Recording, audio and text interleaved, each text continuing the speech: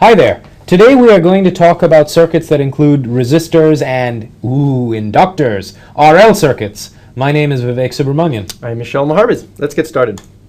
So first we're going to do a quick exercise looking at RL circuits at DC. In other words, looking at circuits that contain inductors and looking at what their conditions would be or what the currents through them are when nothing is changing. And just to spice it up and make it vaguely more interesting, we've also included some capacitors because that really at this stage shouldn't pose any problem for you. So here's a circuit. It's got a single source and some resistors, and sprinkled about are inductors and capacitors, and you've got values for them.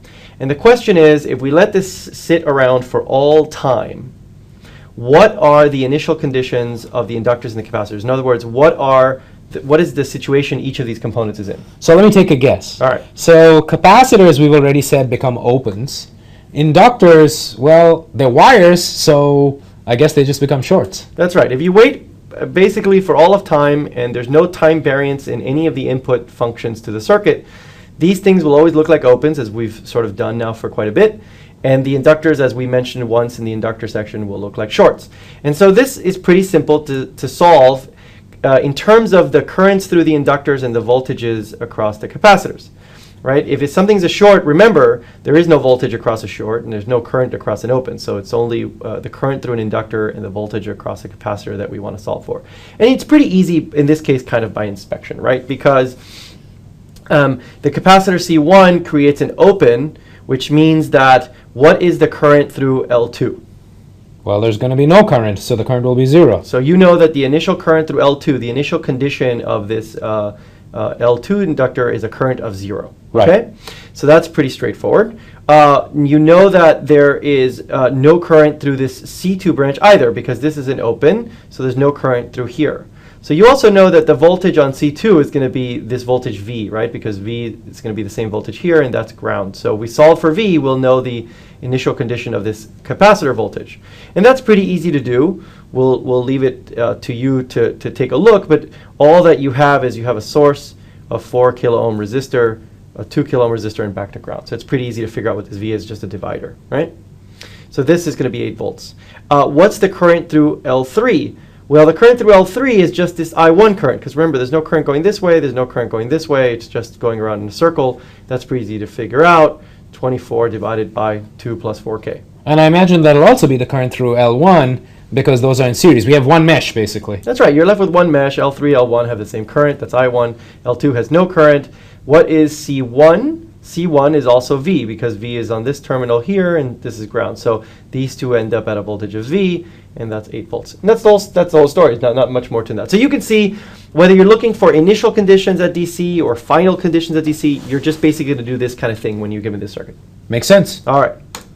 Okay, now let's actually look at an RL circuit. Okay, and the RL circuit we're going to look at will parallel in many ways the RC circuits that we've already looked at. In other words, we are going to have a switch that we're going to change at a time of 0, and we're going to see how things work out. Now, a couple of key differences between inductors and capacitors. First, you remember that capacitors don't like abrupt changes in voltage. That's right. What's the rule for inductors, Michelle? They don't like abrupt changes in current. In other words, you cannot have a discontinuous current through an inductor. That's right. And all our calculations, instead of being C dV dt, are going to be L di dt. L di dt. Okay? So, and then correspondingly, for the purposes of getting a similar response, because now we're talking about current rather than voltage, we'll define our response with a current source. So here's the circuit we're going to look at. We have a current source that we're driving through a circuit that includes a resistor and inductor in parallel. At time is equal to 0, we're going to flip the switch open such that the current source is isolated from the circuit, and we're going to look at what happens to the inductor. Okay? So basically that's pretty easy to do. First, let's figure out what happens up to time is equal to 0. In other words, at time is equal to 0 minus. Okay, so if we're doing this at time is equal to 0 minus, Michelle's already pointed out that we can treat this inductor as a short. So in other words, we just need to find the current. Now, because this is a short, the current is going to be exactly equal to IS. Right, no current runs through the R resistor. Right, because this is essentially a short, so all the current goes through the short. All right, and so at time is equal to 0 minus, the current is IS. Then at time is equal to 0, we make the same assumption, because inductors do not allow for abrupt changes in current, we then can write that I0 is equal to I0 minus is equal to IS. So at the point where we've just opened the switch, in other words, we are left just with this right-hand side of the circuit, I0 is equal to IS. Okay? Now, we've got this set up. We can do a KVL in here. So let's go ahead and write out a KVL. We are talking about some current I. We want to do all our analysis in terms of I. So let's set up a KVL. All right, so let's start in the bottom left and loop our way around. We'll write the voltage across the inductor is Ri, plus the voltage across, I apologize, the voltage across the resistor is Ri, plus the voltage across the inductor, we've just defined, we said it's L di dt, and the sum of those must equal to 0. So we can write it similar to what we did for the capacitors. We can rewrite it in a standard form. The only difference is instead of the A being 1 over RC, here the A is R over L. Okay? Right. In all other ways, it's the same as the stuff we did with RCs, which was why this module is quite a bit shorter. Right. So in the capacitor case, it was you had RC showing up here, and you had 1 over RC going into your final equations. Here you've got R over L, and then your final tau becomes L over R. Okay? So now you can take these pieces of information, you can find the natural response just as we did in the capacitor case, and you get an equation that says I of t is equal to I at 0, e to the minus t over tau. So let's look at this a little bit more carefully. Instead of having voltages, we have currents, but in all other ways, this shows the same behavior. Now the big difference is tau. Instead of tau being calculated from RC, now tau is calculated as L over R. Right. Okay. And remember, if you're given a voltage source with a resistor as the forcing thing, you can always source transform it into a current source and a resistor to meet sort of this type of setup. Okay, so that's the natural response. Just like with a capacitor, you're going to get a decaying exponential from an initial condition. The initial condition was figured out from the state of this thing prior to the switch. Now let's look at the force response. Before we move on, there's one thing that's worth pointing out. So because we're doing things in terms of currents and figuring out voltages as opposed to voltages to figure out currents, the positions of the R's change, right? In the sense that in our voltage equations, the R's are showing up in the numerators in a lot of cases. Mm-hmm. Here you'll see the R's are showing up in the denominators in a lot of cases. Yeah. So that's why you got L over R, and that's because we're doing things in terms of current as opposed to voltage. Yeah, that's true. That's a cool little observation to notice. So what's the general response? In other words, what's the response that includes forced and the natural? The general response follows exactly the treatment we gave it for a capacitor, again with the analogies that Vivek's been pointing out. So let's look at an example that sets it up for us. Here we have a current source, IS1, that is used to set the initial condition of this inductor, in other words, the current through this inductor. And after the switch, instead of just having an R and an L by itself, which would lead to a natural response, we also have a forcing current source, IS2. And so we would expect that we're going to get some additional term in our solution. So let me take some guesses. Sure. The initial condition, IS1, is just the initial condition on the current through the inductor, I at 0 minus, is going to be IS1. That's right. So we're gonna see that show up. In other words, I here through the inductor is IS1, just like in the previous example. Right. Now the final condition, because I have a forcing function, I'm going to have the same situation. Now the current will be IS2. That's right, because this will look like a short for after t equals infinity. It's been sitting forever. This is DC. So this is going to look like a short. The resistor won't have any current through it, so all of IS2 will run through. So the I at infinity for this inductor is IS2. It's exactly right. So now when we've got this switch event, so in this first part, before t equals 0 is used to set the initial condition, the switch flips, and now we're left with this circuit here, and this is the circuit that we want to solve the current for all of time.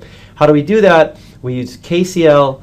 So looking at the three currents that go through this node here, you have minus IS2 going out, IR coming out, and I through the inductor coming out equals 0.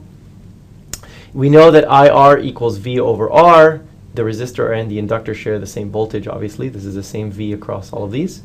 And we know that V equals L di dt for the inductor, so we can rewrite this and you'll get essentially this form of the expression where di over dt plus AI equals B.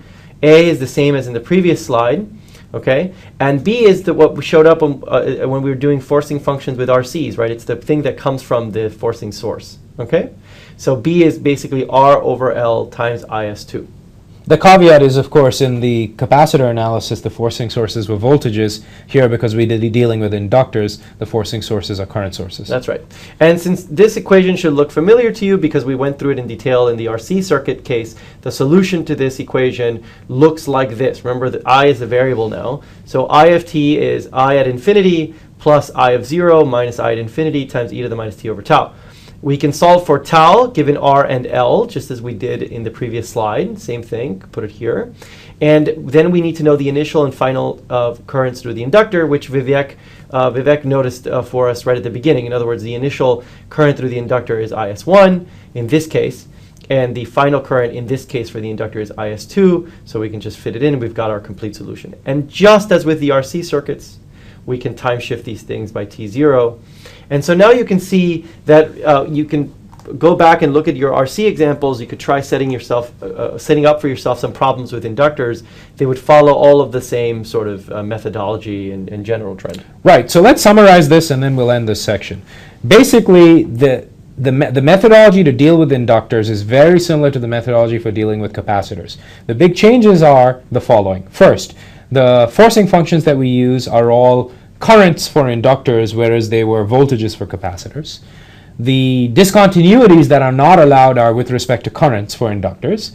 They were with respect to voltage for capacitors.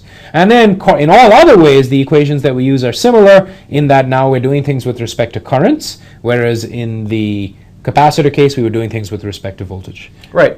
Now, a couple of, or one little note at the end, really mostly for flavor, but it's good to know. You might wonder why we don't have op amps with inductors on them here. And we could set up those problems. It's absolutely true that we could put inductors in the feedback or other branches of an op amp circuit just like we did previously.